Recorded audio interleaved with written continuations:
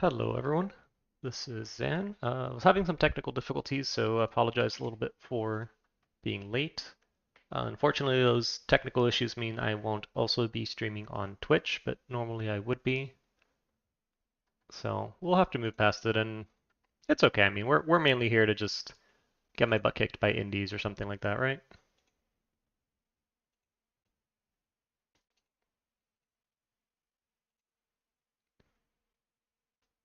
Okay, just getting everything in place. Hello, Gantoth. Let me grab a link of this and actually post it on Discord real quick. Hello, JT. Just in case anyone else wants to join in and ask questions. How do I even get a link for my own video? There it is.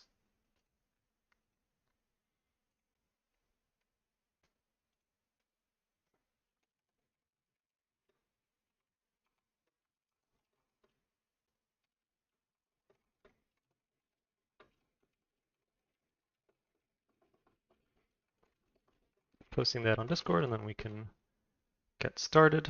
I think this will start. Yeah, okay, cool. So let's hop over. All right, so hello everyone.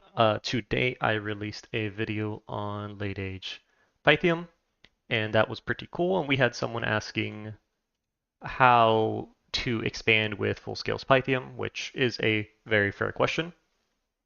Uh, and I figure, I mean, I could try to add another section to these at a glance videos for expansion, but they are already getting. I just added another section already, and I do want, and I think the main purpose of them is to be short and sweet. So I figured let me just go hop in and do some of these on stream, and maybe that's something I can do on other streams. Who knows? The map gen doesn't really matter too much, but I think Small Lakes is nice. If I disable wraparound, I don't have to contend with the AI as much, but I can get screwed over by terrain more, which is fine, I think. Um, just make them defensive. Like, I don't want to actually go fight AI, I just want to beat up indies. And everyone, feel free to ask questions as you need. I'm just going to start with Pythium. I also had wanted to do Feminie because someone asked for that back at the Feminie video. And once those are done, I'm open to whatever you guys got for at least another hour and a half, hour 45 minutes or so. So Pythium, the idea was full scales. You can take a different Titan than this one and also get Order 3, I believe. Or no, I think you can get Order 3 just normally. But I don't know. I mean, you could. No, because low Dominion score is pretty dangerous on this nation. But yeah, you can probably fit Order 3. Maybe you take like a weaker Bless, and that gives you some more stuff to work with. But I'm just going to go with exactly what I pitched to you guys, which is Order 2. And also, for those who haven't seen maybe my older videos or have seen me on live stream, I ramble a lot more, a significant amount more than I do in my videos. Those are off of some post-it flash notes that I write for myself, and I do a lot of cuts and re-recordings to make sure that I am concise. But when I am live, I cannot do that. All right, full skills Titan. Got a Pythium. This territory is not awful. These highlands and forests surrounding my capital. I mean, I'm gonna get a lot of resources, but I might not be able to abuse the high map move of my units. It's fine. No, didn't even enable that. My scout doesn't really matter. I do want to just keep in my capital for now. That's enough vision. So for commanders, early on, if you have assassins, especially really good assassins like these guys, usually just use those. Because, you know, researching 7 a turn on turn 1 or 2 doesn't make too big of a difference. Another thing that could be useful Instead of recruiting an assassin there, I can recruit a mage that can lead troops or somebody that can lead troops that's not resource intensive, like that guy. What about the battle deacon? I mean, 19 resources. So I guess I can do something like that, but we'll see. Full send. I like the Komita Tensei. I use them a lot in Dominions 5. I don't know in Dominion 6 if due to how much stronger heavy cavalry is, maybe you have to expand with palatines. But I would prefer the other one just because of the higher map move. These guys have 14, these guys have 16, and that can make a difference sometimes. And we can't afford actually just getting this guy right there. Okay. Helbless Hydra. Helbless Hydra, it wasn't on my blitz for Pythium, but the Helbless Hydra builds can actually double expand on turn 2, which is fun. It's a little janky, but the fact that you can do it is always good. Okay, so we have really easy indies, and I know maybe some people. Okay, here we have some heavy cavalry, and I know that some people might like take offense to that and be like, "Oh, when I play Pythium full scales, I'm surrounded by heavy cavalry, and this looks rather easy." But I mean, I don't know what to say at that point. You know, like what do I actually do about that? So fire closest. With your leader, you can do one of two things. You can try to keep him far in the back and hope that he doesn't get attacked reared. The answer is get good. The answer is get good. You can put him really far in the back and hope that he doesn't get attacked by indies or that you win the battle before they get to him, like something like back here. Or you can put him just, Sermon of Courage, advancing spells, something like that. Maybe give him a bodyguard or two, you know. The concern, like these guys are really good commanders, they just don't bring shields, which kind of sucks, but it is what it is. And yeah, we're done there. The assassin's moving here, that's doing that.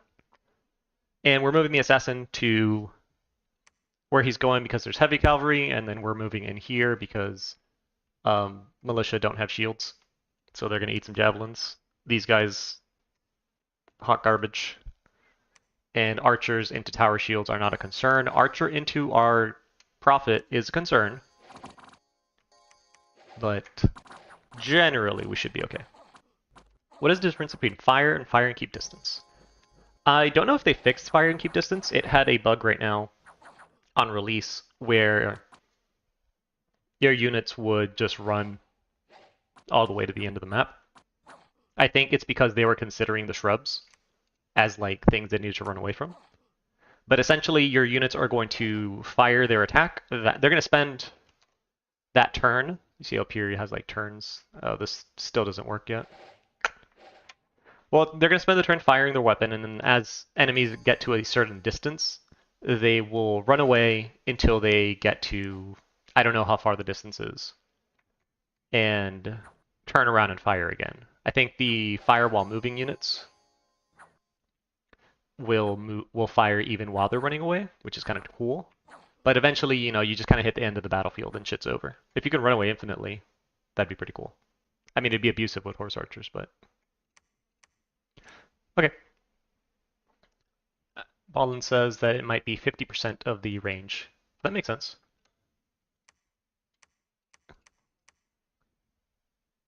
Is broken, or at least this was. Yeah. Yeah, Cookies. I think it's because it counts the trees and shrubs, which Gantoth identifies that are the true enemies of Dominions, or Dominion 6. Can you do anything that I really care about? You can vine arrow things, but like, is that worth risking this guy for? Probably not. So you just chill in the back. I'm doing this to just bring some reinforcements to my main army. Okay, and then here just, no. Now we just full send Serpent Assassins, more Komita Tensei.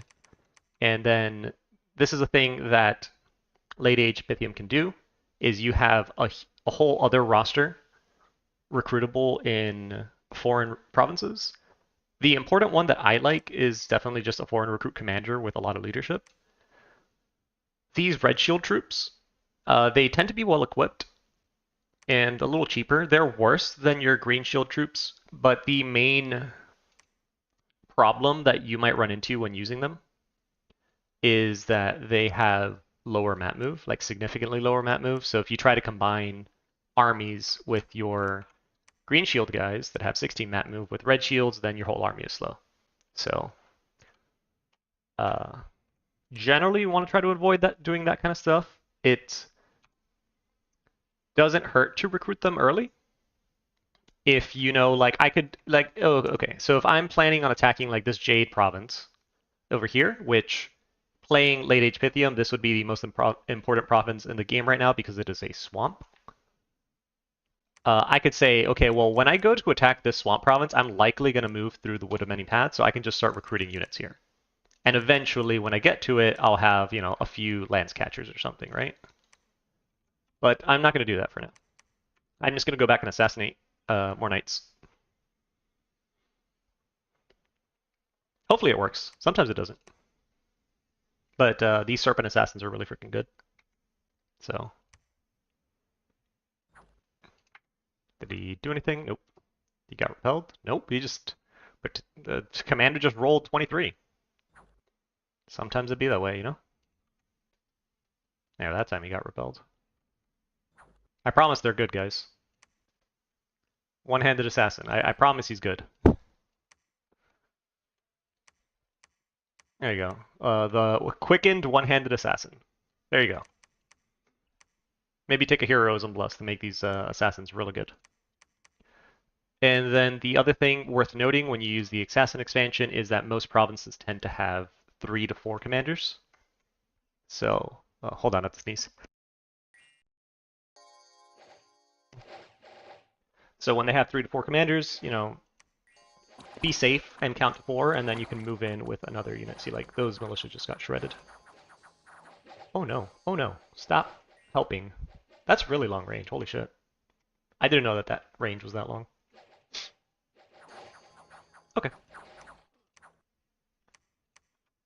Certain pop types are hard scripted to have more or less leaders. While true, Ballin, I think it caps at. Oh, don't forget to do PD. I think it caps at 4, or at least I've never seen more than 4 outside of a throne. I never have, but I also have not played this as much as maybe other people might have. So that could be a thing.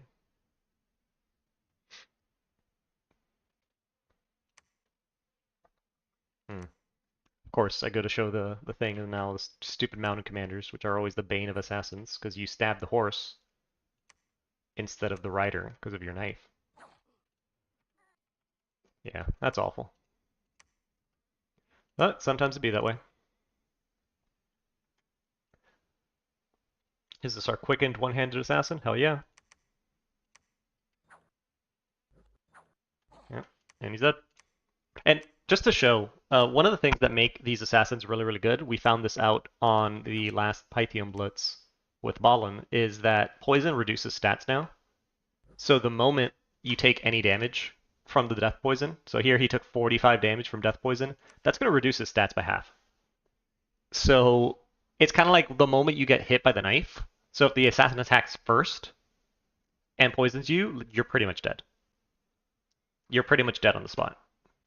At least, you know, if your defense is swinging a weapon back at them. If you're casting spells, doesn't matter.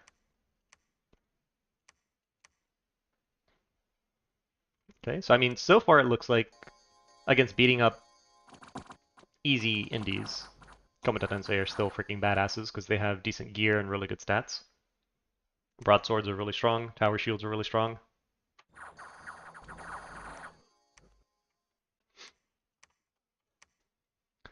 That looks suspiciously small. Okay, so I've assassinated... I can probably try it. So we'll send our scout now. Now that we've assassinated the commanders, or at least I think I have, I'll send in my scout, and I'll put him on, like, hold, retreat, in case I'm wrong. That could backfire sometimes, but it is what it is. And as for my main commander, it looks like a small amount of heavy cavalry, but I don't know if I want to risk it. This one also looks like it could be risky because it's a farm, and it should have more indies than that. And these look real real defended. So we're just going to line up more recruits here. We're going to get another Centurion. And then, I don't know. Where would you guys go, chat? With your primary army, would you... I guess you got 4 options. You can go to Gaifa, Bethine, Bulwark, Kratos. If you go to Gaifa, I'm assuming that you want to reinforce with 22 units.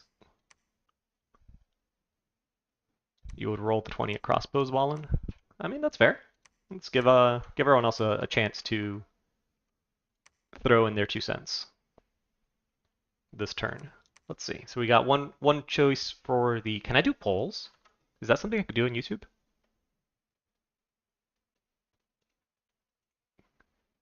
I can. Oh, cool. How do I do this? Okay.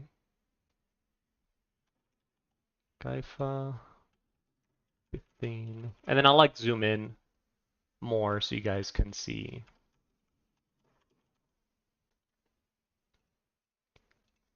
So you guys can see better the province names.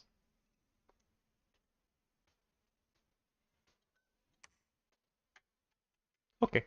So with this army in the Barren Crags, where would you guys go next?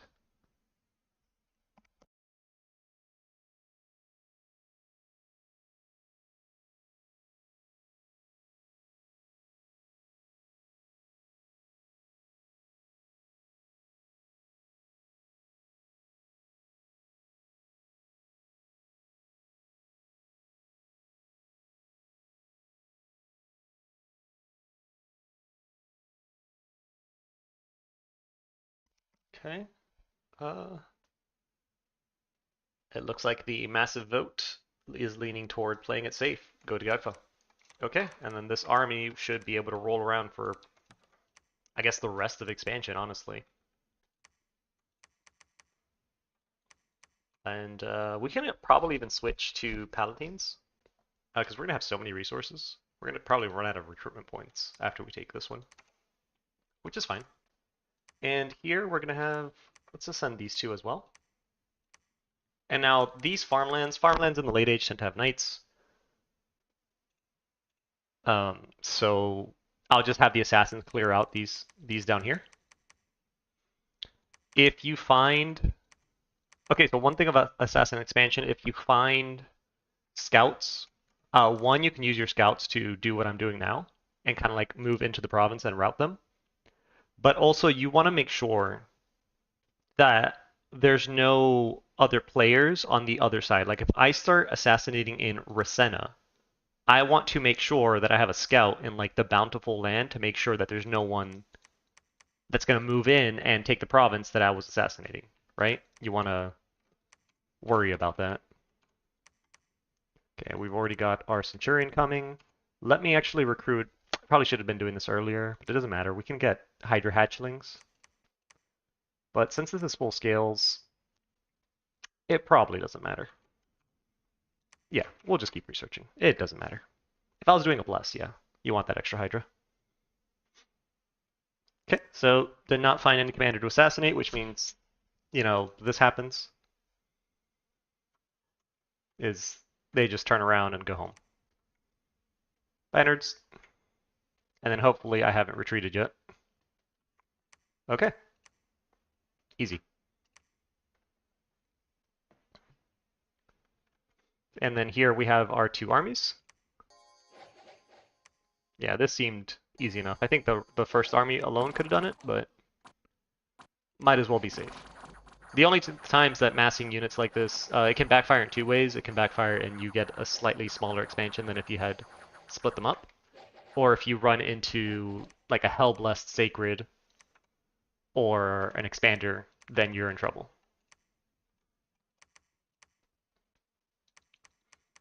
Okay, and at this point we're going to go to the farm because farms tend to have more... Okay, and I see that there's nothing back down there, which is good. Farms tend to have more population. Okay, keep getting more assassins. Got more of these guys. We already have a new Centurion coming in. And once you get to about 4 assassins, like you don't need any more because, like I said, it's very rare. At least from my experience in Dominions 5, it's very rare to run into 6 commanders outside of a throne. So once you got 4, like you're good. You don't need more in that stack of commanders or that stack of assassins. And I think realistically, I can start going down the other way to Fields of Gold. Even though this looks kind of easy. Like maybe I just go for my cap down here. So maybe I start assassinating the throne or the Jades. Jades can be a problem. Maybe. We'll see. We'll see. You can also probably assassinate your way through the caves too. That would be an interesting one. But your assassins don't have dark vision. So maybe, maybe not. Regarding Lavaborn, my cave expansion and as early age of ball, but still terrible, I opted into Agartha and Abyssia, which both went with Fire Shield blesses. Well, Abyssia's Sacreds in the early age already has Fire Shield, but yeah, the Agartha one, that's really unfortunate. I do like Fire Shield for them though. It's good at clearing chaff. Even with Fire Res without stronger Earth Mages, I won't be able to officially ripe. Your best bet against the Abyssian Sacred is going to be if you find cavemen. Cavemen are acceptable. Like not the new cavemen, not the Becredes, the size 3 or the size 4 big boys. Those are acceptable. They're not going to do great, mind you, but they're going to do something. But your best bet as the Bulba is going to be your scorpions. Your the really big one. Your small ones are just going to die to fire shield. But your really big scorpions should be able to survive the fire shield, sort of, and then do some massive damage to them.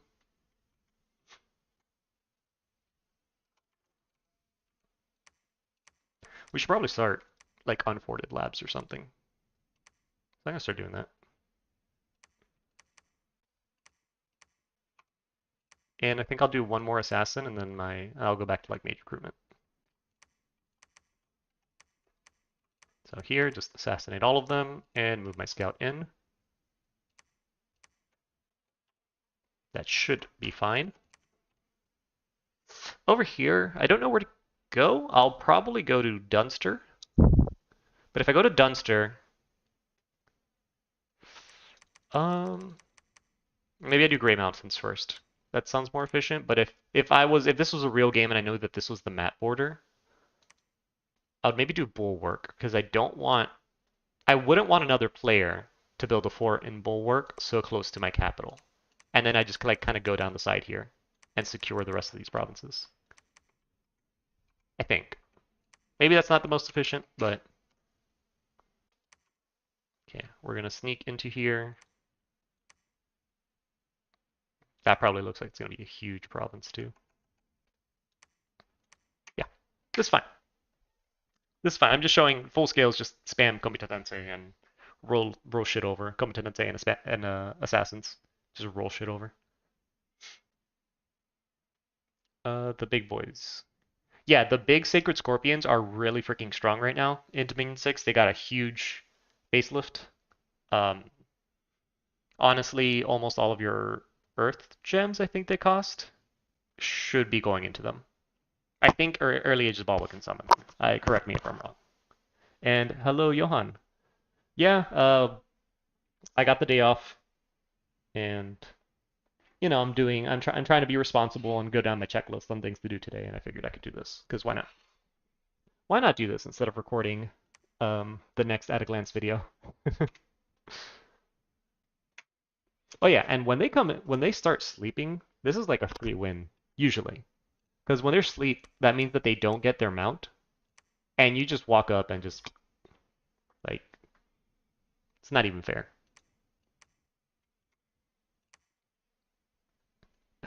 So if your assassin just lucks out, there's no tables to stop him. Easy win.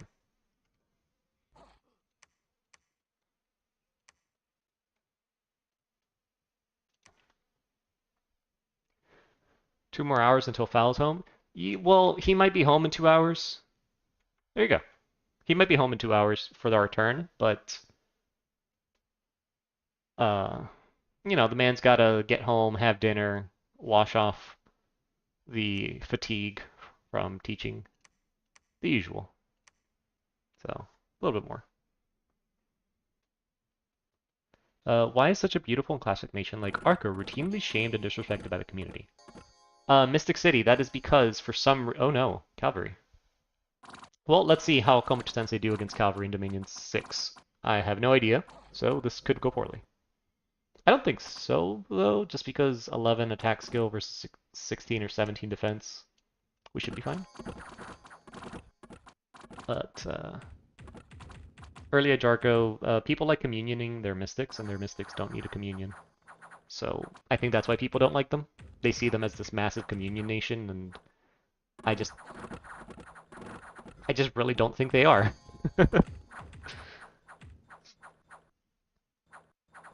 It is appreciated. Johan, if I could, I would stream in more Euro-friendly time. I know that at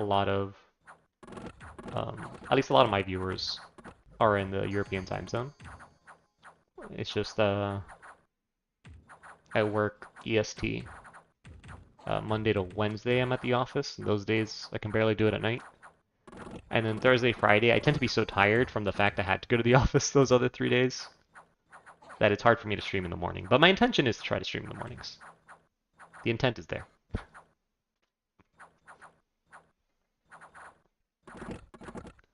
So far, went back to Middle-Aged Machaca's Angry Spooters. Oh, there was someone. I need to go, like, reply to their comment. So heartwarming that they mentioned that they went back to my video and used some of my advice, and they were able to win a game against the AI using the things I mentioned. So that's pretty freaking cool. Hello, Kidson, and Middle-Aged Arco is the Communion Arco. I disagree, Baldwin. I still disagree with you. Middle-Aged Arcocephaly is the one I directly played in a multiplayer game, and I didn't need to Communion until the very, very end. And the only reason I did, and I say at the very end, that the game ended like turn 50 something. The only reason I did Communion on turn 50 something is because I had Crystal Amazons, and I wanted to do Air Magic. Up until that point, 0 Communions. You really don't need it.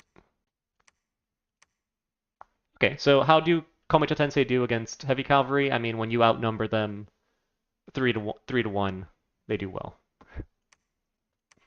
So, still not a good, I guess, test if they're good against Heavy Cavalry, but at least I'm showing you guys, hey, like, hey, you deal with Heavy Cavalry by just killing their commanders when they're sleeping.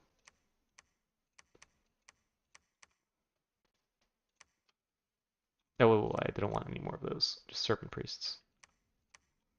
Okay, we have another party, so we're just going to go fight. And let me just show you guys real quick. This is why I like the Komita Tensei, is that they can move across. Not highlands and crap, but they can usually go further. For being heavy infantry, they can go across multiple provinces. And that saves you a turn. Compared to a lot of other national expanders. I cannot attack this turn, but I'm still going to move the scout, I guess, into the province, just so I can look and make sure there's no one on the other side. I have another group of 3 assassins, so we'll send them into the swamp. And hit end turn. It is turn 8. 1, 2, 3, 4, 5, 6, 7, 8, 9 provinces. For full scales, I guess that's not bad. We probably could have been at 10 provinces, but we played really defensively with Gifa, or Gifa, I don't. But that's probably, like, it was probably the right choice, because, greed doesn't always pay out, just often.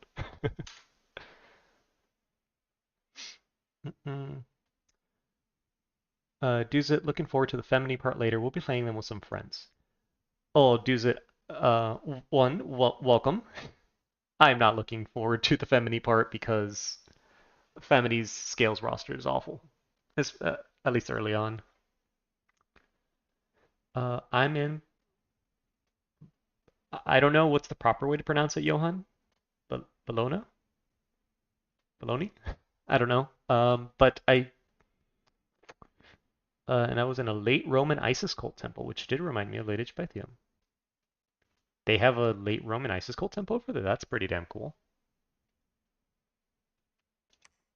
Isn't Bologna in that's North Italy, right? And let me see. ZXC. Will I make a Late Age Marignon review? I eventually will, because Late Age Marignon was my favorite and first nation of Dominions 5. I've looked at them, not in like in too much detail. I've looked at them not into just too much detail.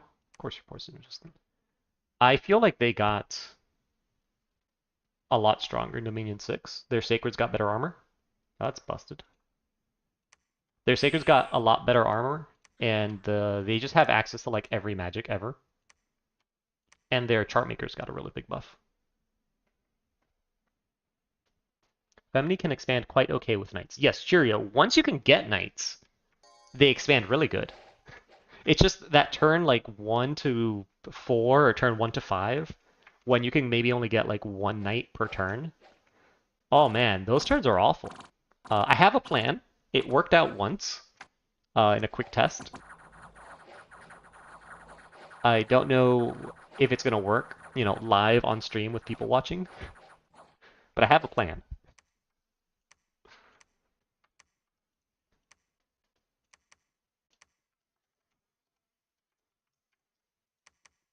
Okay, move this guy up, and we'll start recruiting Misties. Honestly, the Leos aren't bad. They're going to get fire magic on your commander, and they're going to have a lot of better stats and heat, and they're not that much more expensive than your regular Centurion. And they can research in a pinch. The problem is obviously, heretic. But that's okay. Okay. Assassinate, and this guy will attack current province. Over here, keep assassinating. We've killed one Jade Sorceress only, so it's not ready to be pinged with a scout. Oh, that's disgusting. Lemuria. Ugh. Ugh. Lemuria. Bologna. Okay, so Bologna. Gotcha. Perfect. Northern Italy is nice. I've been to Nice and Firenze, and they were really pretty. Having been just a boring... Oh, God. Turn away from 1 second. All my assassins just die like that.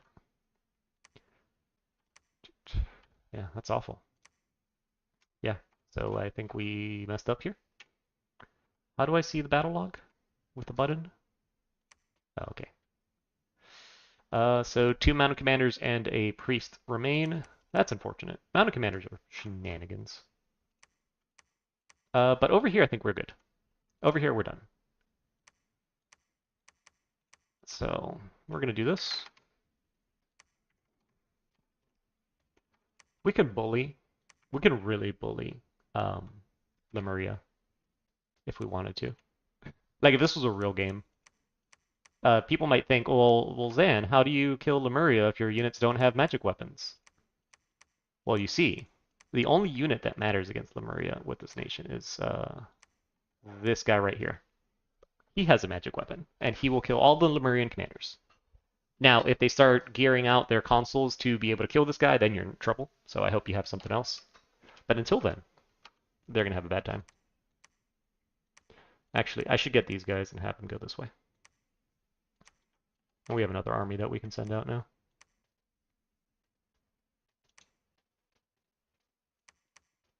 These damn highlands and forests, like this sucks. That I want to show you that these guys are so mobile and it's just shit terrain everywhere. It is what it is sometimes. Whatever. Okay, where are we? We're on turn 10? Okay, 2 more turns and then we'll swap over to Feminie. And we're getting Misties. If we were going to fight Lemuria, would we still be recruiting Misties? Or would we get Heliodromi?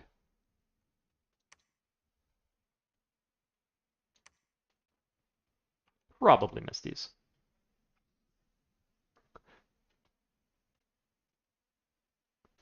How does he shoot arrows at the same time? There's a Medusa nation in late age, but it's hardly mentioned. What do you mean? Mystic. What do you mean? And Milorada, looking forward to the Feminie parts. Some people are too hard on their troops. Lady at Arms is basically as good as the Komitatense for the same price, but less map move and no javelin. I think we had to talk about this on the Feminie video. Is there a Feminie in this game? There's not. But yeah, that was my complaint on them, is that they trade the map move and the javelin for nothing. And that makes things tough. We would probably fort the swamp. Send this guy down. Ooh, send this guy down there. It's a lucky random. And yeah, we can just, or we can site search with this guy. Site search with this guy too. We'll do the auto site search. There you go.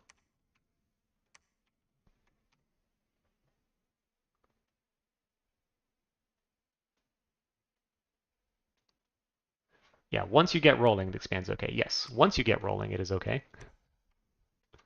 The rolling part is what we're gonna find out. Like, so like when I do swap over to the Feminie expansion, I think what we'll do is we'll just stay turn 1 to 5. And we'll just try different things. Turn 1 to 5. We'll just try different things on those first few turns.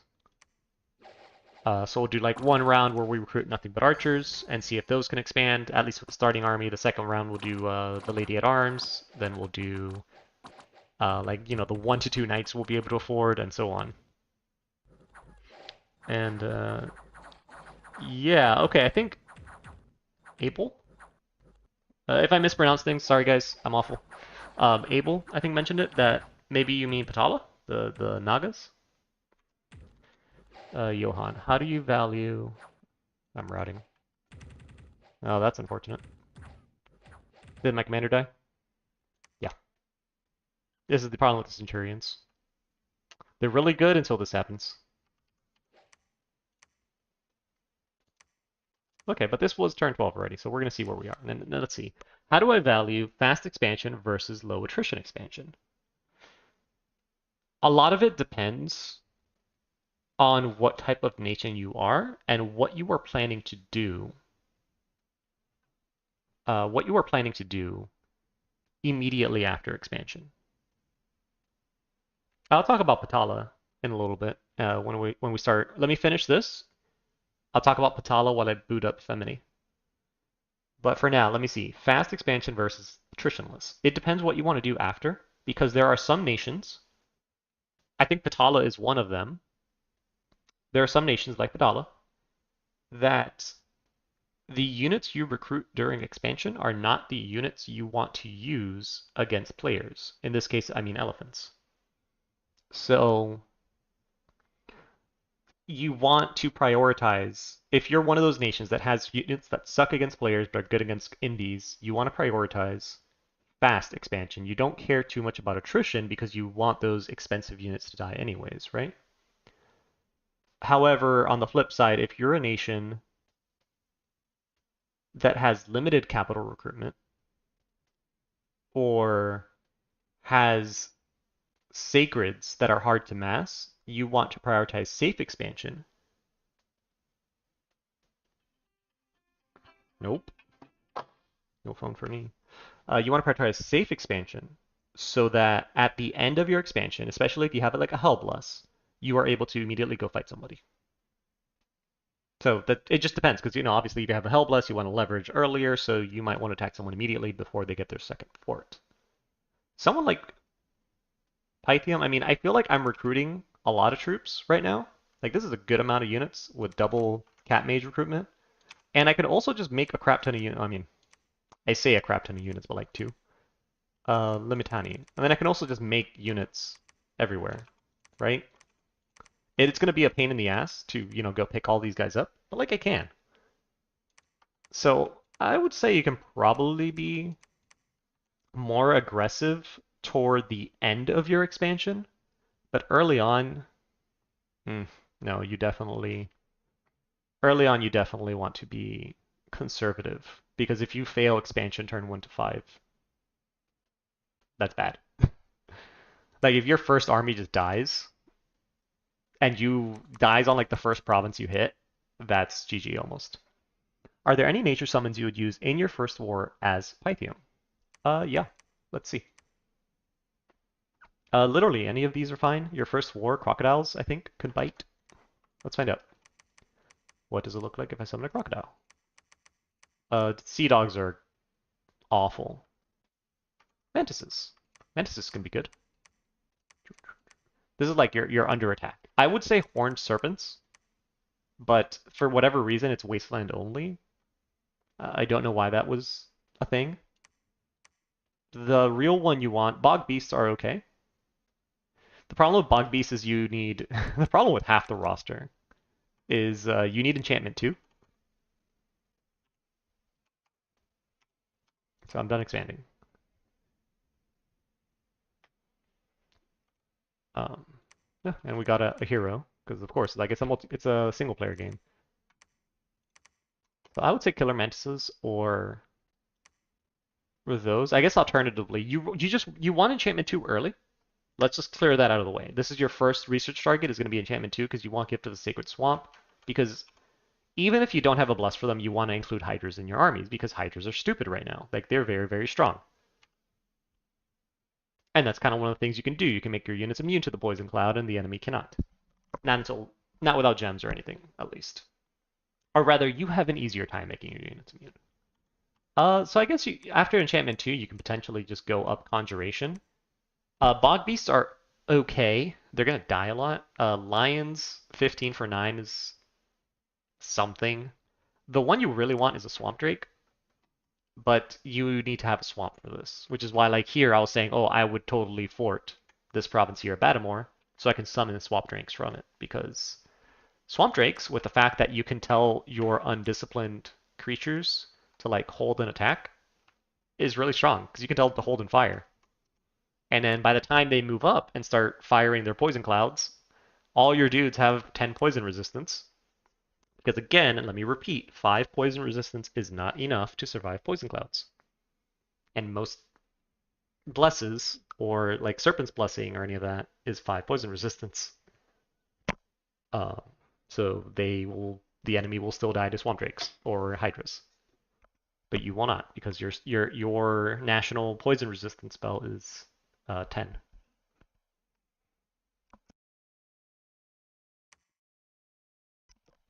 So yeah, this is a mantis. The magic resistance is awful, but luckily they're mindless, so they can't be like enslaved minded or whatever.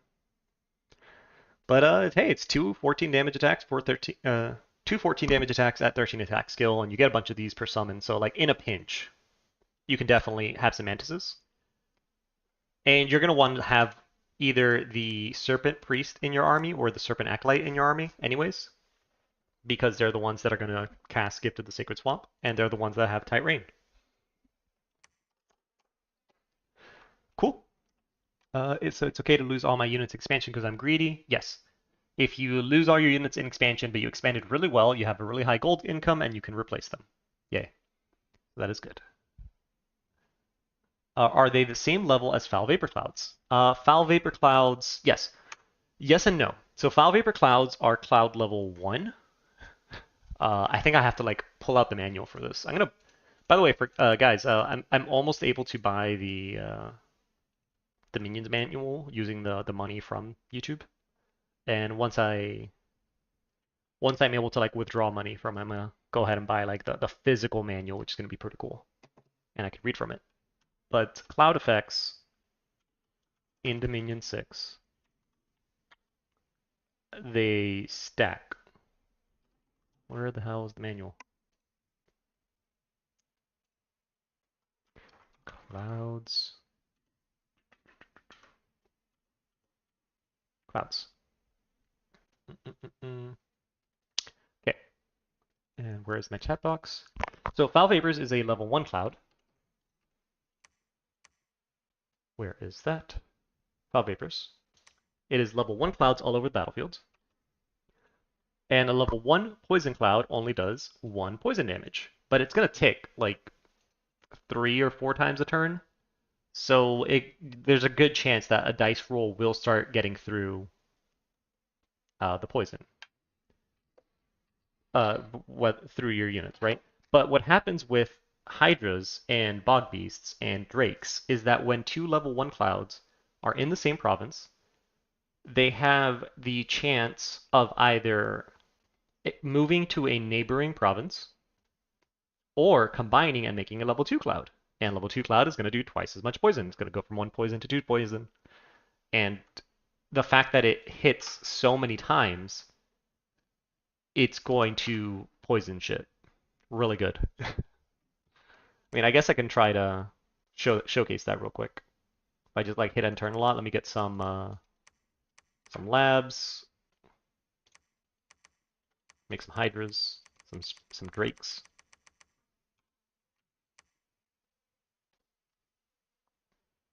Is this the build you use in the Blitz? No, this is just a full scale Skidson.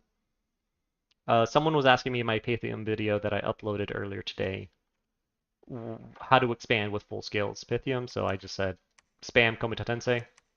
They're really good. And Assassin expand into Cavalry provinces, because no one likes fighting Cavalry provinces. Can I do Swamp Drakes yet? God, it's enchantment 4? Whatever, we'll start making Bog Beasts. Just head and hurt a lot. So if you have late age Pythium in the lobby, stack poison resistance. I mean, there was a blitz recently where we showed what happens if you don't have enough poison resistance and your Pythium is an aggressive asshole with an Awake Bless. Odds are most Pythium players are not going to be aggressive assholes, but you never know. Yeah, see, these guys have Poison Cloud as well.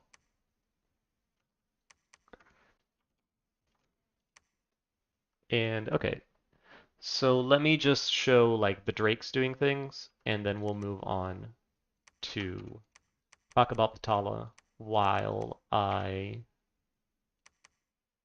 not even going to include these Hydras. I will move on to talking about Patala while I set up the Feminie game.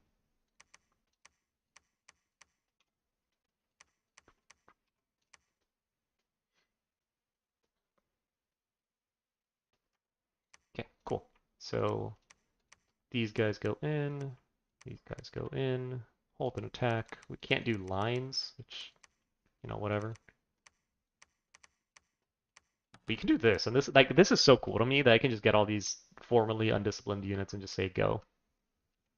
That's pretty cool to me. But no, hold on. Get the hell back, like over there. And then these guys mainly do like some of this. And then bark skin so you don't die. And then I don't know what the hell they're going to do at that point. I don't care. And then hopefully we just don't win before these guys get here. So let me get them a little closer. Maybe I'll have one of you guys blessing, because they get poison resistance in the bless. We might run into these guys. That would be funny.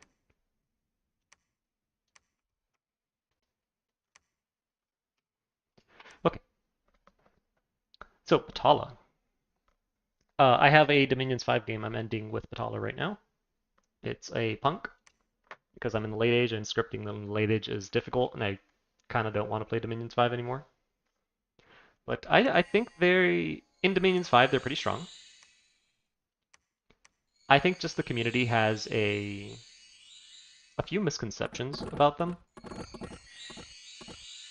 And when those elves are elves poison resistant? Okay, the sprites, I mean. And the Dominions community has a bad habit of defeating themselves or like losing before they even get into the game. And I think Patala is just one of the nations that is easily open to doing that with. Okay, so here's like the Poison Cloud. And if we go here, it's oh, so these guys spit Poison Cloud level 3, and like, yeah, so these guys are fine, these guys are doomed. And then because these were on hold and fire, they should not do what this idiot is doing and advancing. I guess he's out of... Oh, it's because the pixies are fatiguing them out. How awful. Oh gosh. The pixies are fatiguing them out, so they're not going to use their breath. Oh, that's kind of funny. Please run out of ammo. Please run out of ammo. Wow. Pixies are shenanigans. Okay, and then now they're going to dive into melee and die to poison clouds. I think I'm still going to route, though. Yeah, I'm routed. We're just taking a nap. And then all the throne defenders are just going to die to poison clouds. That's kind of funny.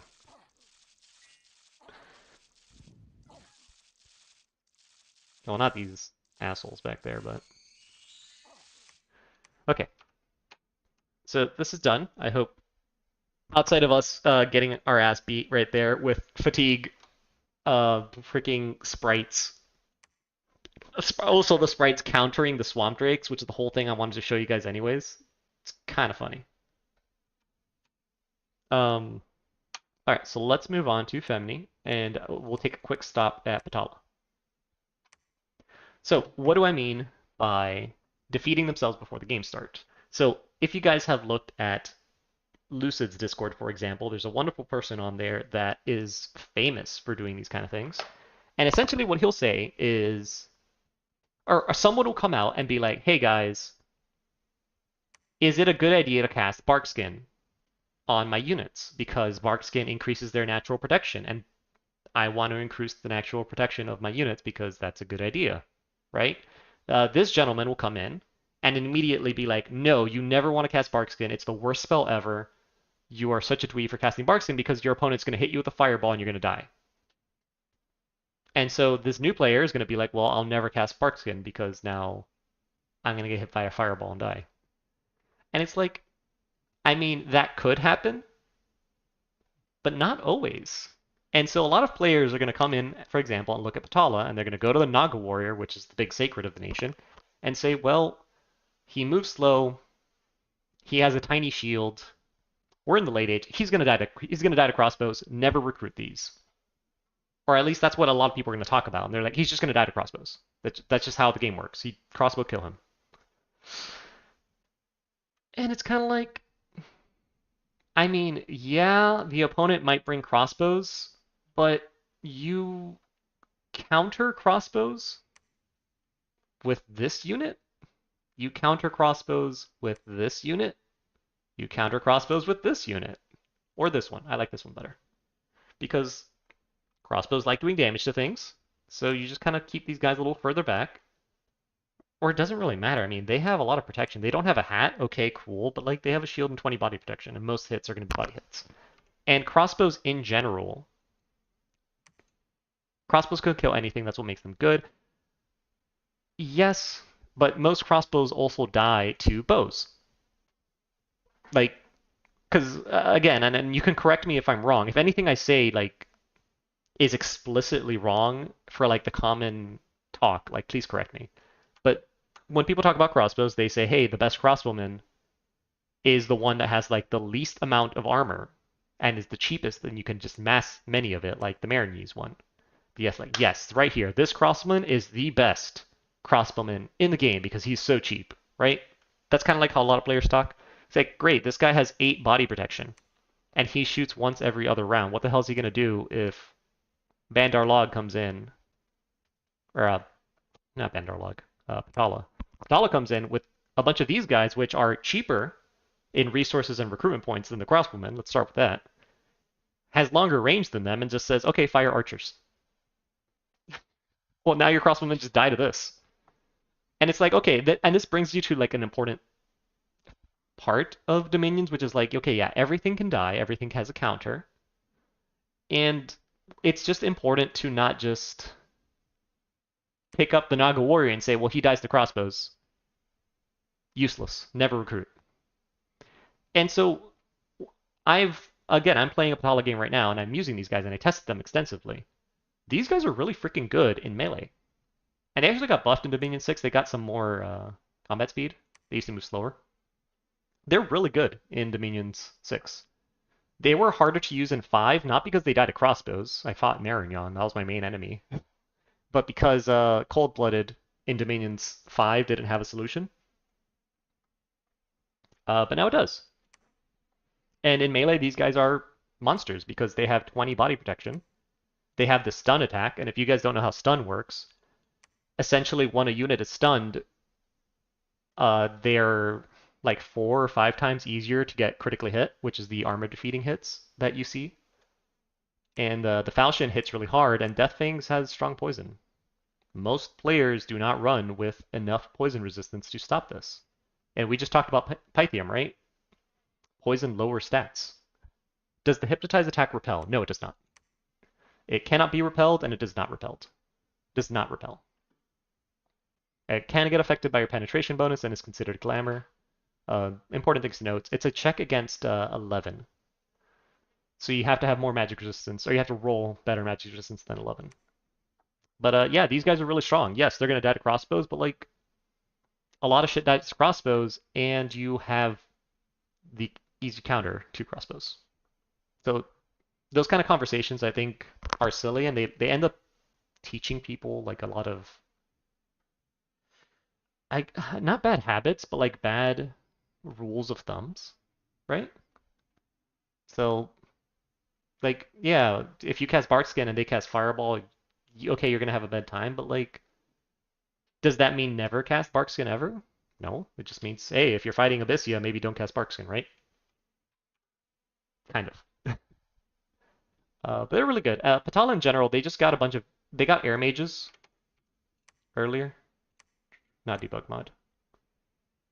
Better Nation overviews. They got air mages now at Conjuration 4. They used to have them at Conjuration 6. Gosh dang it. Oh my god, there's so many.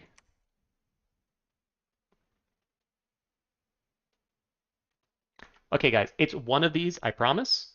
There's too many. They got air mages now at Conjuration 4, so now you have earlier access to like Arrow Shield or Arrow Fend or whatever. So even if you weren't too concerned about things like that, you have an earlier solution. So, you know, I'm always pro, like, as you guys are mentioning right now, Abel, Dark Side Cookies, Fancy Sling, like, I am always pro experimentation. Um, as, like, right now, we don't have a Dominions meta, like we did in Dominions 5.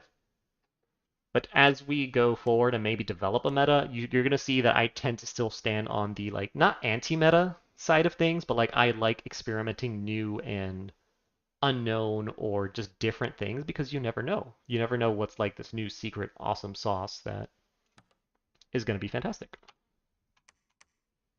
So let's do, with all of these distractions out of the way, let's start Feminie. Oh, no, wait, no. I wanted to keep this. Let's do Feminie. And yeah, they're toughies.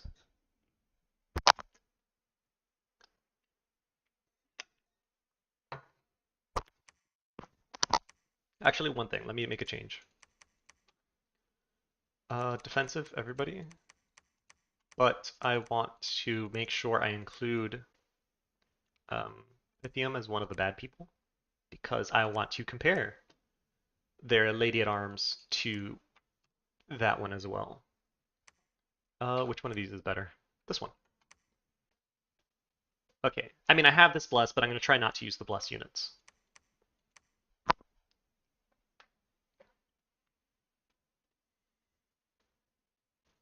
Expanding with those nagas is kind of difficult. Johan, I don't think it is. I have a Patala expansion. Not a video. It's like a template that I played with. Okay, that is an awful spawn. Guys, I'm gonna restart this. Like, screw that. I have a video template that I have for Dominions 5 with Patala. Because I was gonna do that game and then I just didn't. I can try to organize it a little bit better and pop it up here. But essentially, you want to expand with elephants as your first expansion party. You can later supplement that with nagas. Let me add the wraparound. But keep in mind that your nagas in the winter, which is going to be like turns 8 to 12-ish, are god awful. No, I'm not playing Patala, I'm playing Feminie. Um, in the winter, they're really, really, really awful. So that's something you want to keep in mind. But will they expand? Oh, hell yeah. Wait, no, that's not the one I wanted. I wanted this one.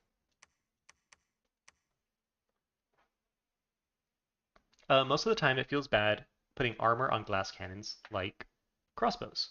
You'd rather it on your frontline troops where it gets used more. Yeah, cookies. I think a good example of crossbow stuff would be my late age Agartha game because I had a significant amount of excess resources, even after recruiting like say 10 dudes in full plate mail. And what I would just do is find a way to make my resource and my recruitment point values equal to 0.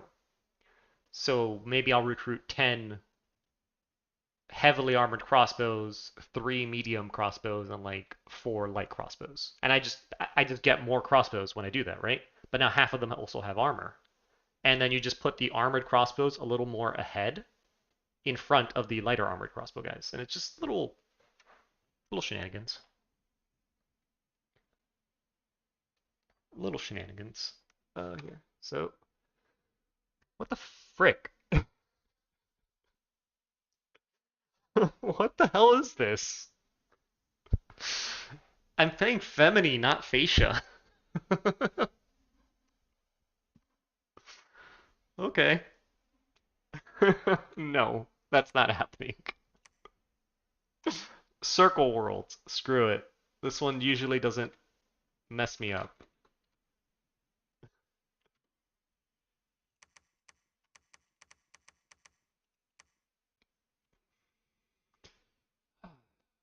Sometimes it be that way. Wait, I forgot Pythium. Dang it. Feminie. Pythium.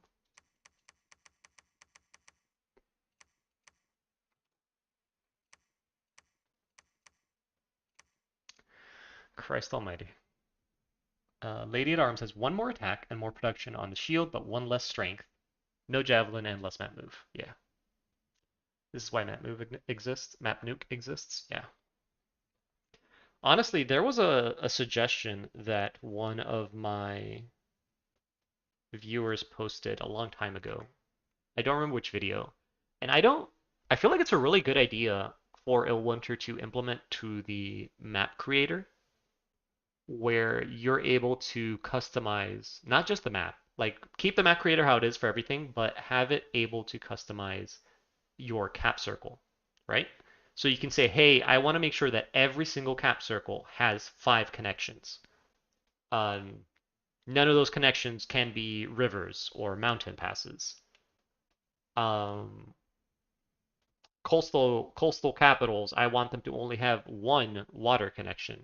So instead of 5 land connections, you'll have 4 land and 1 water. Phaeacia, I want it to start on an island. I don't want it to start on an island. Oh, Abyssia, I want them to start underground. So I feel like that would be like a really good idea. See, like here, this is garbage. But this is better than what I had, so I'm keeping this. This is still garbage, but I'm keeping this. But I feel like that would alleviate a lot of people's issues with the map generators, is just being able to say, hey, I want my cap circle to have 5 land connections. And that would be a huge facelift to map generation, or like the native map generation. Okay, Feminie. I haven't looked at these people in a hot minute. Let's see, turn 1. I don't even know what I want to do. Recruit like a savant? Nay. Yeah, let's go savant and this chick, or is that going to be too much money? Alright, so we're surrounded by 3 plains and mountains. So one of the things I wanted to test, because it worked out for me when I did a test on this, was literally that. Just a shit ton of bows. And then pray that I don't kill these chicks. So I want to try that first, and we're just going to do, again, like turns 1 to 5. And then we'll find another map and then do it again. Oh, this is awful. Yeah, none of these will work. Maybe, no, this one has Cavalry. This one I'll get shot to shit. This is probably the best one, but it's still kind of awful. I feel like I lose this. I feel like I lose this, though.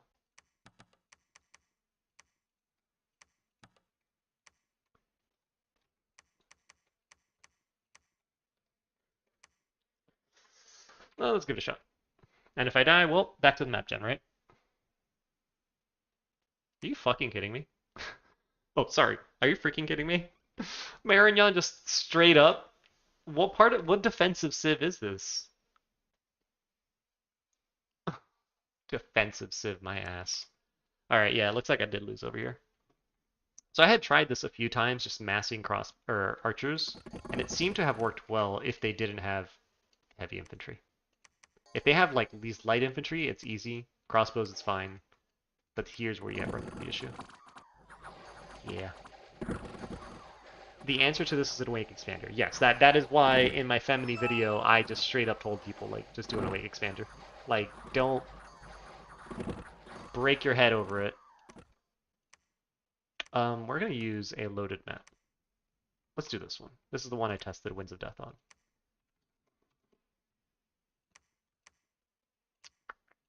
Screw the Pythium comparison. Let's expand first. Show off a Pymus map? I mean, yeah, they are pretty maps.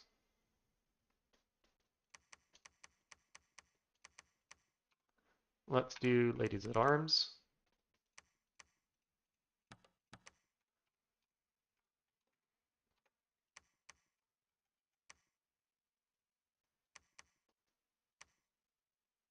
Why do I have 2 thrones in my cap circle? Oh, 3 thrones in my cap circle.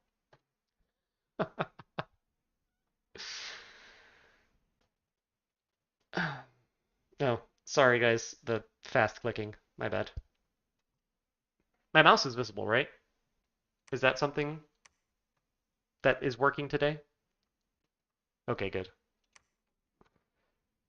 These are all awful, but you get, so like this one, it would have been great to have masked archers.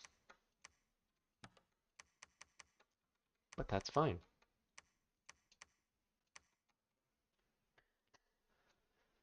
Okay, off we go. I don't even remember if I put any recruitment in my capital, so this might already be a wash.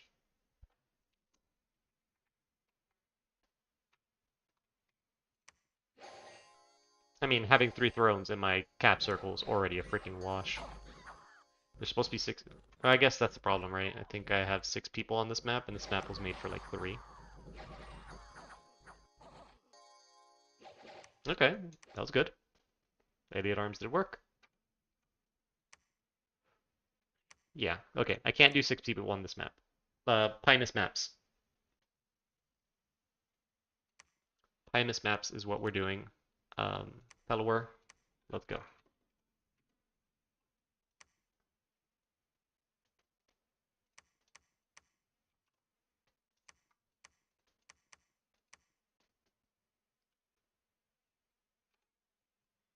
Okay. Lady at Arms round 2. And we're going to put them on Forever Recruit. We didn't get attacked turn 1 by man. That's good. Look at these indies. Look at these indies. Oh, you see right here. Archer expansion. Kills this, dies to this, dies to this, dies to this. Maybe I guess you could do it as a like rule of thumb. Like maybe if you spawn next to forests, then maybe you can just do the mass archers early on. I think archers are real strong in the main 6 right now. Not strong. I just think they're usable. Imagine. And then we mix on the wolf tribe. I kind of want to just do this for the wolf tribe. kind of just want to do this. Maybe I'll regret it.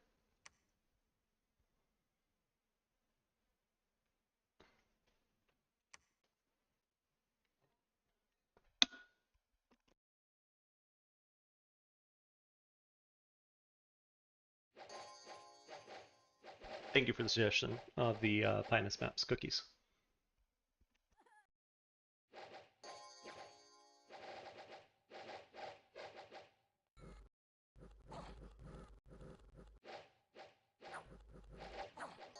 Oh no.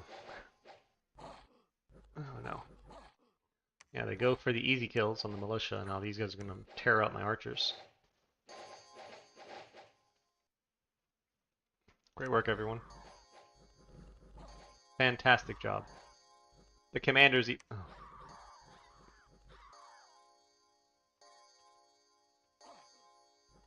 What a shit show.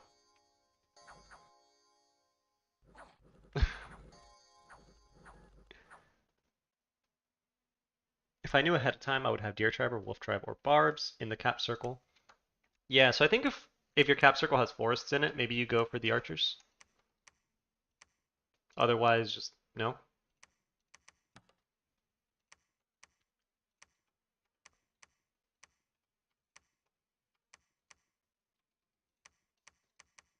Attack closest. Let's do that. No particular reason why.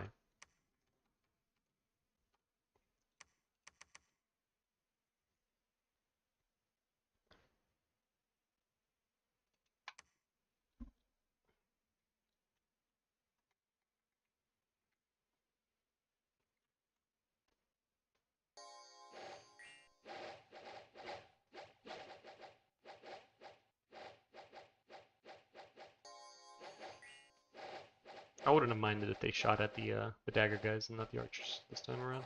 So I think I might have to put them on fire closest as well. Now the Feminie, the dismounted commander does not do formations. It needs to be the cavalry one. Which after this forest, I think we just go full send on cavalry, right? I think we'll have enough resources for it. So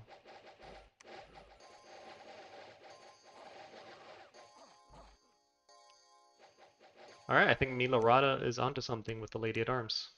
At least early on. Yeah, at this point, you just... Cavalry. This beats most things.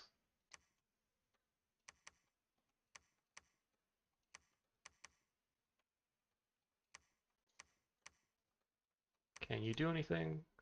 Nope. Can you do anything with nature magic? Nope.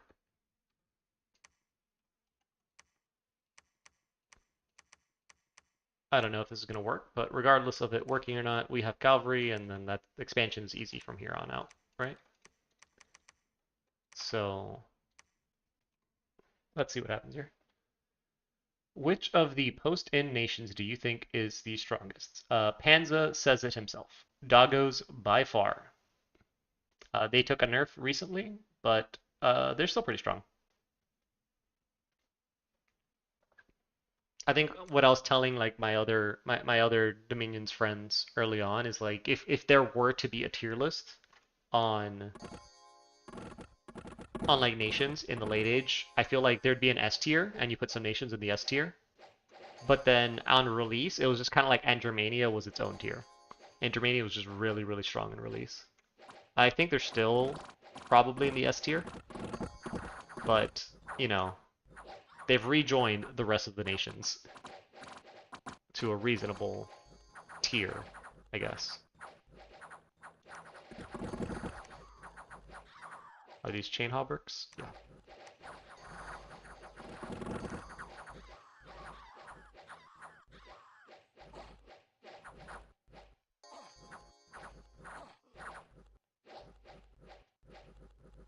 Let's see. The hobbits have some nice things going on, but they pay so much res for their troops. I mean, yeah, but the Pekingese or Piconnier guys, they have good troops. Their roster is just very defensive. You use the big tower shield dudes to hold the line really close to your crossbows, and then your crossbows shoot at like this really close range, and it's pretty strong. And then your mages are really good too.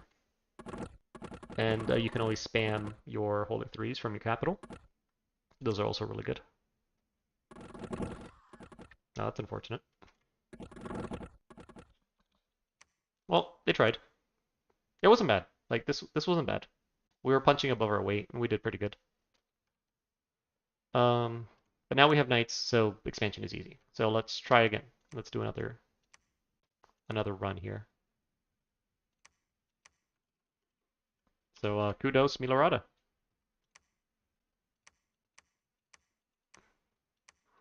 Whoa, whoa, whoa. Give me some scales.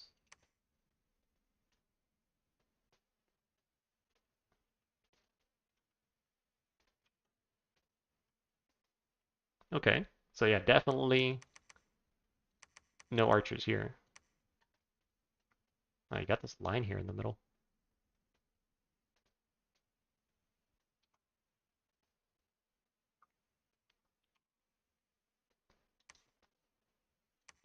So how do you compare the swordsman to the lady at arms? No, you would not use this. There's too many resources, man. It's too many resources. Yeah, these are all just too much resources compared to the lady at arms. Well, I guess the other option then is like, can you do it with like 1 to 2 knights early on?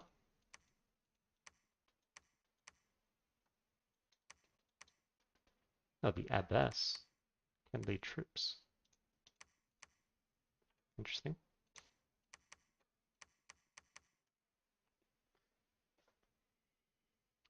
Let's see. False God was able to beat a doggo army with Femi, so interesting that you pulled out Pythium and Feminie today. Yeah, so it's just a combination, dark side, that I had the day off.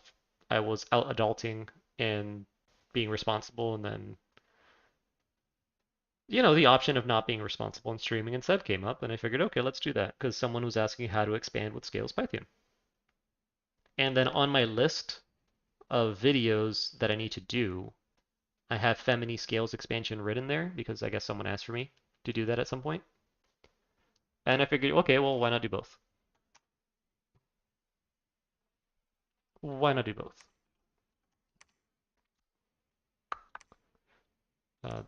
Secret heavy cavalry in there. This one seems like the best one.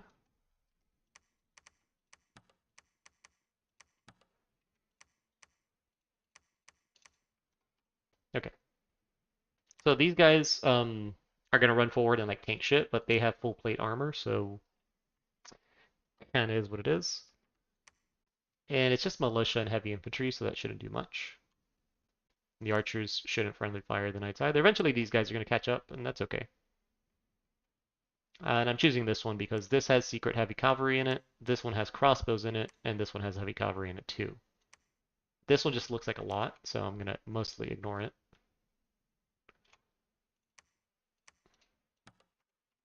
None of these are going to provide a fantastic amount of resources, which does kind of suck. You played them with luck and vitriolic weapons. Holy shit. Ran into issues with Phlegra fireballing me. Yeah, Phlegra likes their evocations. And Panza, you're just watching streams at work? Yeah, I do that. I do that too. I'm studying to get a certification right now, so I've lately bookmarked these like 6-hour videos on it. And I'm watching those, but as soon as I get that certification, I'll probably go back to watching some Age of Empires 4 streams, or whatever Lucid's put out, or these other guys. We got Moo started putting out gameplay videos. Cookies and False God are usually making shit. Kidzen is starting to make stuff. We got a lot of Dominions content coming out now. And once more, they run right the frick past my infantry and just go straight for my backline. Christ almighty. Pantocrator almighty. Okay, but this time, my... Okay, I guess my units turned around to help, and then they just don't know what they want to do. Okay, so double knight looked okay there. And then here we have another double knight. Can I... No.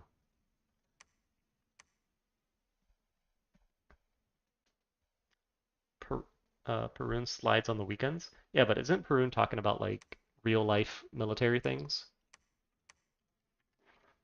He's abandoned the Dom community for that.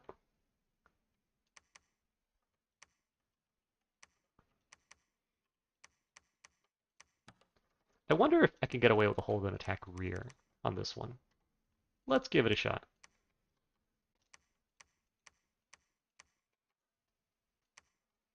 Let's give it a shot. A little hold and attack rear action, right? Looked okay. That looked risky as hell. No, Ballin, the Lady Knights aren't going to die to like anything the Indies do. Lady Knights are really freaking strong. They're just really expensive. If you're breaking into blood, would you rather empower a Zot or a dog person with nature 1 so they can use Armor of Thorns? Kairos, it depends on where you are into your breaking in of blood and what that specific mage is going to do. So if this is the first mage that you have as a blood mage, and all it's going to do is mostly just blood hunt, then you want to do the Zot because the Zots have a hidden like +1 blood searcher to them that only starts applying once they actually have blood magic. So if you put it to blood 1, it's kind of like you got a blood 2 for hunting. And that can be pretty strong. Later on, yeah, you're spot on with the Armor of Thorns though. That's a good piece of equipment that a lot of people forget. You've been trying to get a random Zot with blood. I mean, Zots are nice for a lot of other things than just doing them for blood. If you want to just force blood hunting, or if you want to force blood magic, just buy a bunch of scouts. Do it that way.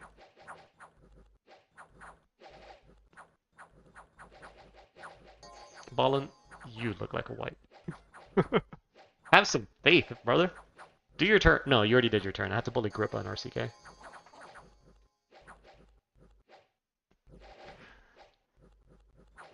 I'm early age Agartha and using them to move penumbrals around to mess up Abyssia. Oh yeah, 10 out of 10 usage of Zots. Zots are really good commanders. They have a lot of leadership for just everything. They're really freaking good. They're not expensive either. No, Ballin, you did good this time. I had to bully you for a little bit to do your turns, but you did good. Now we have to bully the rest of them.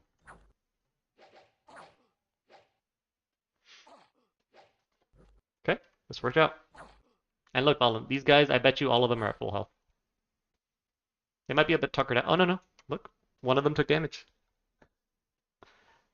I am wrong. But Lady Knights are strong. Okay, where are we? Turn 4? No, we can still keep going. More Lady Knights. There's gonna be heavy cavalry in this one, though. Can I, like, skip one? I can do this one. I'd rather do this one. Can I do, like, Body Ethereal yet? Nope. Okay.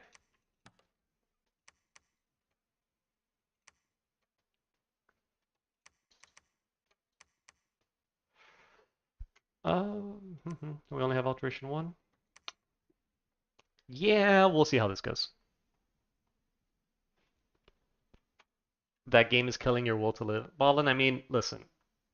The fact that the 3 of you had the option to get expander monsters. Okay, for everyone watching, I have a like co-op game with Ballin, RCK, and Grippa against the AI, and I set everything to aggressive. And like master AI or something. Everything is awful. But I made the Pretender God. They asked for Dread as the bless, and I said, okay, whatever. I'm Bogaroos. I can't use it, but whatever. You guys want Dread? This is awful. You guys want Dread? You get Dread. All 3 of them went with great sages. Like, and now, you know, I think only Atlantis is doing good expanding.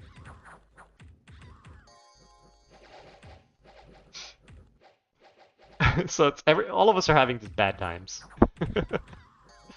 But nobody forced any of you to take Great Sages. Want to fire that back? You got ad blocked? No, I'm just saying that no one forced you guys to get Great Sages, Ballin. That was all of your decisions. We're all suffering for it. Grippa attacked the AI on turn 9. He did attack Patala on turn 9 and has... Patala's is in the Disciples team with Midgard, who screwed you over and is attacking me now, too. And Caleb, I think. It was also attacking me.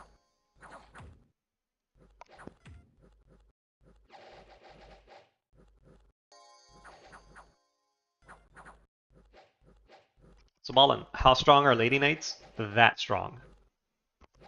I did not expect them to do that well against that many heavy cav. And these two are just back here chilling. Chasing people off the map. Lady Knight's strong. It's just expensive. And it's risky, you know? Because, yeah, Lady Knight's strong, but they're... If you recruit 2 on turn 1, they're 1 bad roll away from... Or you're 2 bad rolls away from those 2 knights dying, and that they're kind of like the main part of your expansion army.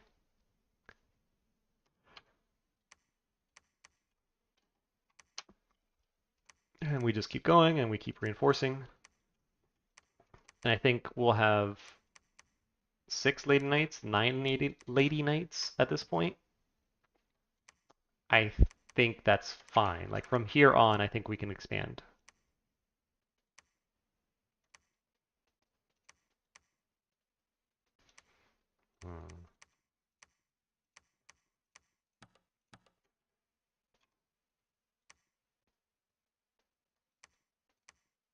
That's fine. You know, one thing I should be doing is dropping these temples and heading out to make that lab. So you think the discount elf sacreds are a trap then? Without a strong bless, I wouldn't use them for expansion. Ballin, the easiest way, since you played a lot of Dominions 5, the discount elf sacreds are quite literally the late age Marignon sacreds from Dominions 5, but with glamour. That's pretty much what they are. They have the same armor, which is even worse in Dominion 6 because short bows can kill them. They only have, I think, 14 armor on the breastplate, so massed short bows will kill them.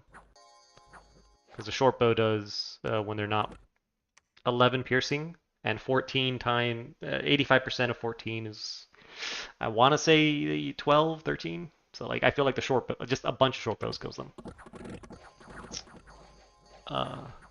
They're good can openers. That's useful to have. I just, as like a line unit, I just feel like they might die to a bunch of crap until you get magic on them. So once you get magic on them, like, you're good. Once you get magic on them, yeah, they're fine. But until then, I wouldn't recommend like expanding with them, for example, unless you have a really crazy bless on them.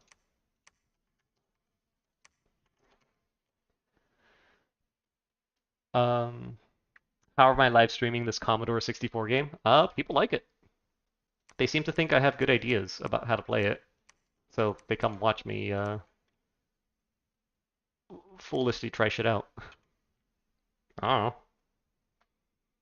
Works for me. Where are we? We're at 320? Alright, so I'll call it like the Feminie one. I guess the Lady at Arms worked. I think more consistency. It looked more consistent and reliable than the Knights at the beginning. And then once you get to this point, like, this is easy, right? Once you get here, this is easy. So yeah, I'll say Lady at Arms early on, like your turn 1 and your turn 2. That looked good. And then after that, go Knights. Knights first. I mean, it worked here, but I feel like it was very touch and go, especially that first province.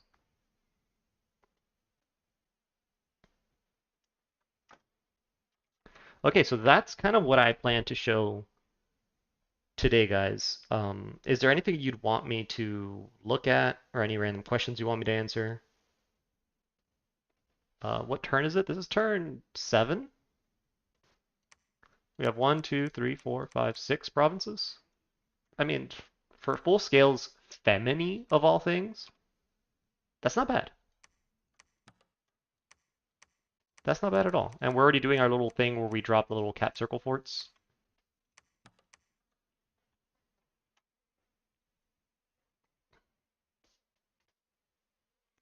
My turn from the long form game for reasons. No, Ballin.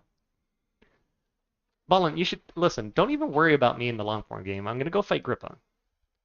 I sent him a rude message. He sent me a rude message. The same turn, which is hilarious.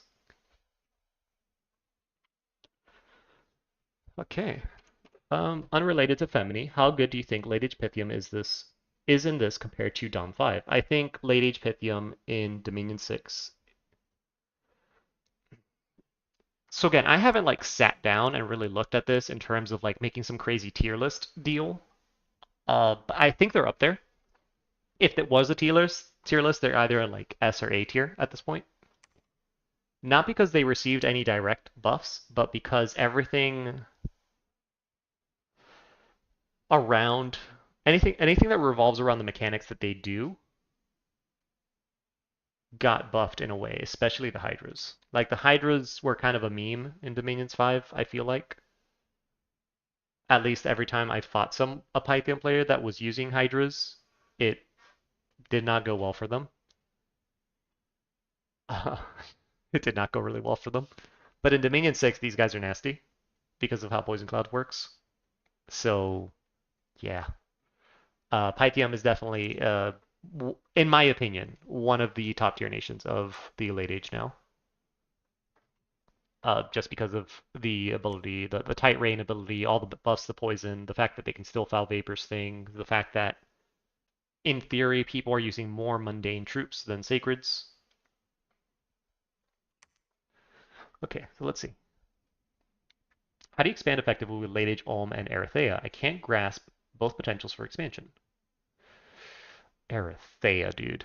Erythea is a piece of smoldering crap when it comes to expansion. They're really strong. They're kind of like Feminie.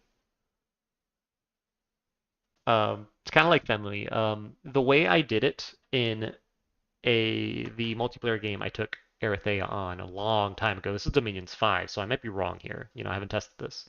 I spammed a lot of the Thyreophorites right at the beginning. Because you can just get a shit ton of these guys. And they're okay, right? And just have them go out and fight shit. And then as soon as you can, swap over to your Soldiers of the Setting Sun, even if you don't have a bless for them, because they're kind of your best troop, regardless of if they have a bless. The hoplites don't do as well anymore. I remember in the Minions 5, I had insane losses, but it worked. Yes. That's it, Ballin. It's just shit these guys out. You know, every man gets a spear, every other man gets another spear. Good luck. But Dominions 5, cookies. I favored this hoplite over the other one, the phalangite. Is that still the case? Hey, thanks for watching, Milorada. Thank you. I didn't like these guys as much because I felt that they were a lot flimsier. The piercing nerf hit them both. The phalangite does more damage and has a longer spear? No, just does more damage. But he has less armor, and neither of them kill shit, right? So you just need them to sit there and not die, and I feel like this guy is better at that.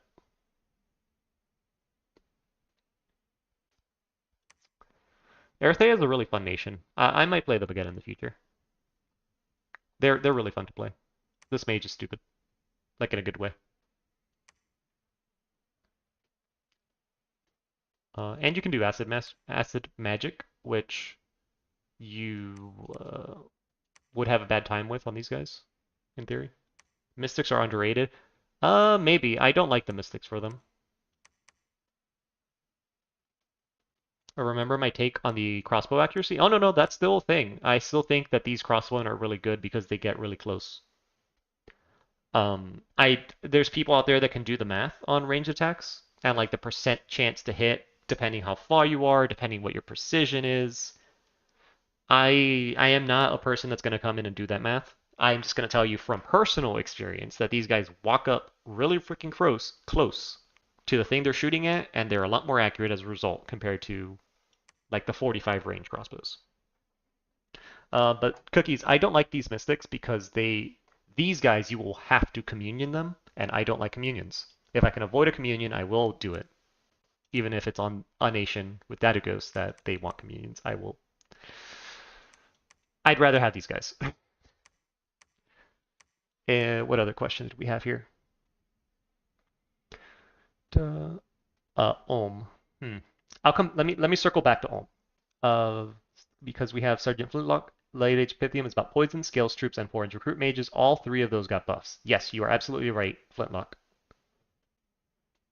100%.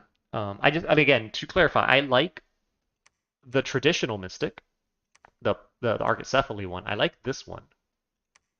I do not like the Erithea Mystic, but that's me. And the crossbows can fire underwater. Yep, that is also true. Only Erithea crossbows. And Ulm. How the hell do you expand as Late Age Ulm? It's another nation I've never got into play, but I've always wanted to.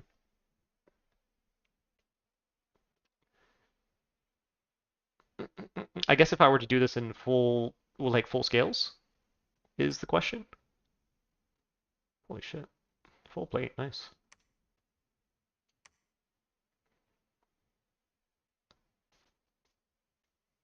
Morning Star is nice. No. These are the same ones that Marignon gets? No. I feel like this guy would have a hard time killing Knight or Heavy Cavalry, even though the Morning Star would be good against like the Rider. I don't feel like they're going to target the Rider often. So Zweihanders look good. Rangers are going to die really fast. Yeah, I don't know about the... Maybe Master Rangers, maybe not. I don't think so.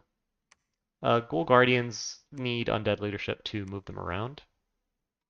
So that... They'll probably do really good, though. But Undead Leadership's a pain in the butt.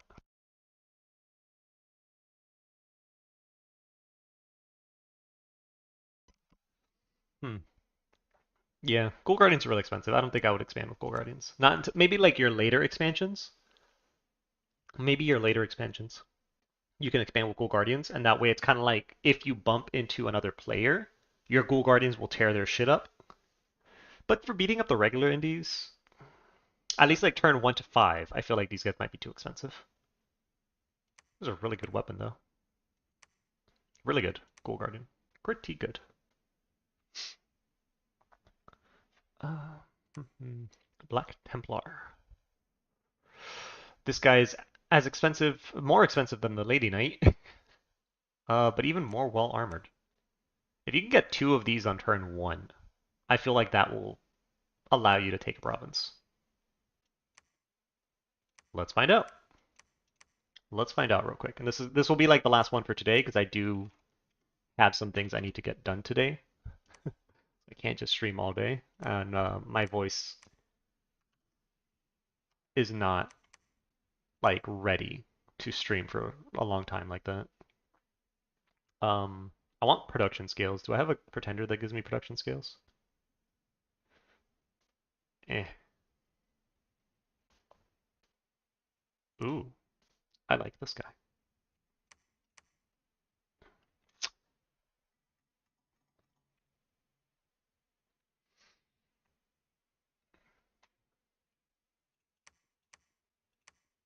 $18 recruitment points? Goddamn. Turmoil +1, magic +1. I can do like this. And I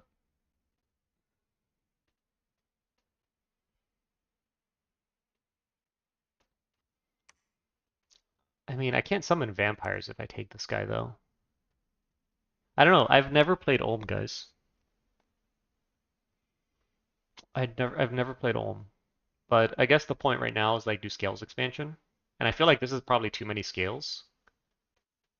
So let me drop production to 2 to be fair, I guess, and pretend that, this is it. And then no bless or anything like that.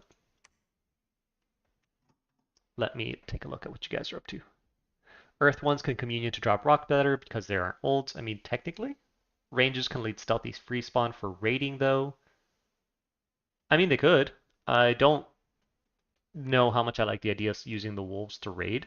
I feel like they're going to be a limited resource that you should use to blood hunt. Middle-aged Olm has issues with repel on flails. Do the shield guy parry get counted for defense versus repel? Yes, I think it does. I would have to look at the ill wiki. I would have to look at the ill wiki if the shield helps prevent getting repelled, but I definitely short weapons have that problem. The Forge Titan gives you production. Yes, he does. I don't know if again, I have done zero research on late age Olm, so like I don't know what I'm doing right now. I'm just taking. I would just assume that most late age Olm players are going to want magic scales and production scales. I could be wrong. But let's see.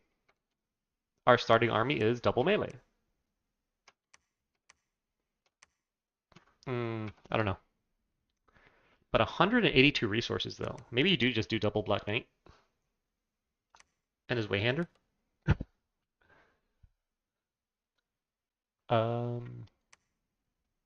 Forge bonus is nice. You don't give extra resources, right? Okay, and then Illuminati are useless. A Ghoul Commander, no, you're gonna cost resources. And this is like the cap only girl. I know you want her to do stuff and things. Because these guys are foreign recruits, so that's fine. These guys are no longer cap only. Fortune teller. Okay, so just make fortune tellers and I guess a black acolyte this turn only. Profit, go. And are the national vampire lords easier to summon? I have no idea. Let me see.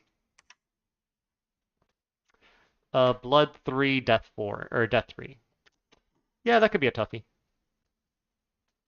That could be pretty tough to get. You get Death 1.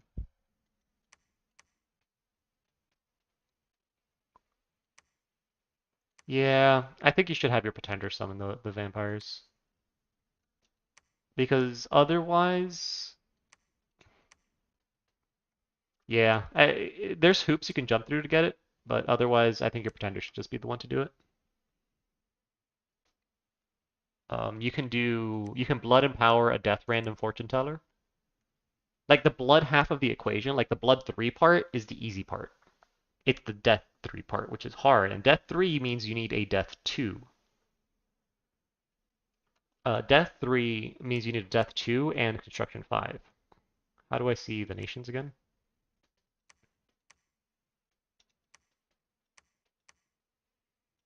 Yeah, so it has to be your pretender.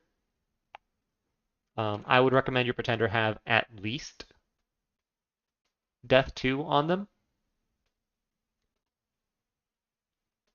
At least death 2. And if it is a Titan pretender that like actually goes and fights, I would also be very careful about empowering in blood because bad things can happen when you do that. This spawn is also kind of awful. I'll risk it for the biscuit though.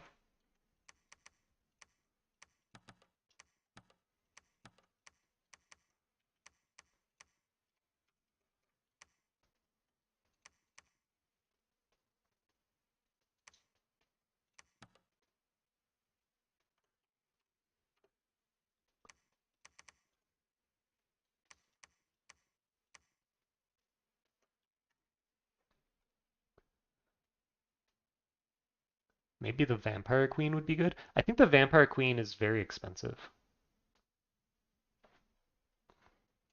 Probably Death 2, Blood 4, so you can break into higher blood boosters easier. Yeah, that's a good idea, Cookies. I wouldn't say that's a shit ton of heavy cavalry. Jesus Christ. And crossbowmen. Jesus Christ. What an awful spawn. I wouldn't say that's like inherently necessary to do Death 2, Blood 4, but I think as a minimum, like bare minimum, I think you want Death 2. Yeah, this is a wash. Like there's no way, right? That's just too much of a Yeah, he gave it a shot. Yeah.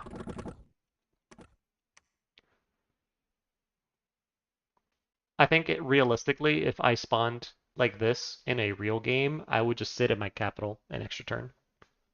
Like not even try to just go out. Just sit another turn, get another 2 Black Templars, get another Zweihander, and just skill issue. Don't have a river between yourself and the 2 easy provinces in your cap circle. Skill issue. All right, guys, it is 3:40. I am gonna get back to adulting. Part of the adulting, just throwing it out for those who have stayed on stream for this long. I have my middle-aged Phaeacia at a glance. It is done, or at least all the editing, or not editing, but all the like little pictures and shit that I do, that's all done. I just need to actually sit down and record it, which is one of the reasons I don't want to keep streaming because then I won't have a voice to record with later. So that'll come out at some point this week. I don't know if I want to do Wednesday or Thursday. But yeah, so I'm gonna hop off, guys. Thank you guys for joining this impromptu stream. Hope it was helpful in some way. And yeah, if you haven't checked that out already, I would recommend, hey, check out my late age Pythium video. It's pretty cool, I think. I'm a little biased. Check out, there's another video that I guess people didn't really look at much, which is the Dumb Ways to Die video, where we found out that tables are dangerous. And definitely check that one out too. So anyways, have a great one, everyone, and we'll see you all next time.